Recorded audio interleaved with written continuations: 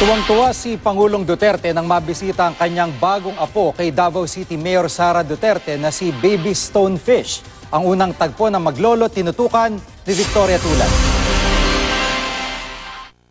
Hindi maitago ang saya ni Pangulong Rodrigo Duterte nang makita sa unang pagkakataon ang pang-10 apo na si Marco Digong Duterte Carpio o mas kilala ngayon sa kakaibang palayaw niyang Stonefish. Sa mga larawang ito, makikita ang Pangulo na nakangiti sa tabi ni Stonefish.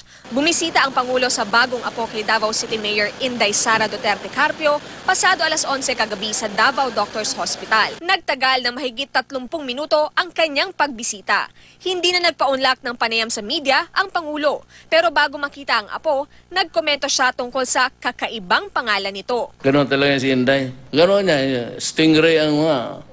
Ito ang palayaw daw stonefish. Kawa naman ng bata.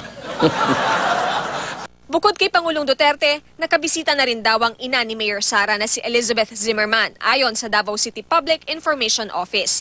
Isinilang si Stonefish mag-aalauna ng hapon kahapon.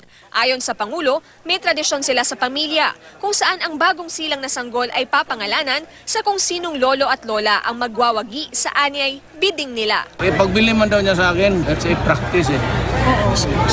Kasi competing yan eh. In-laws kaya kung mabili nila, bidding kanilang ancestors.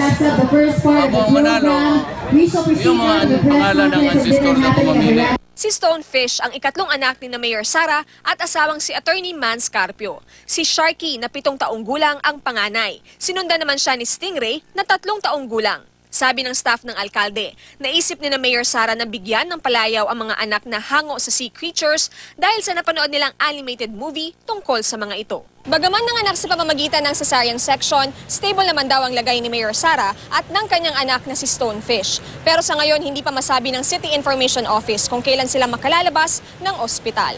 Mula dito sa Davao City, Victoria Tulad, nakatutok, 24 oras.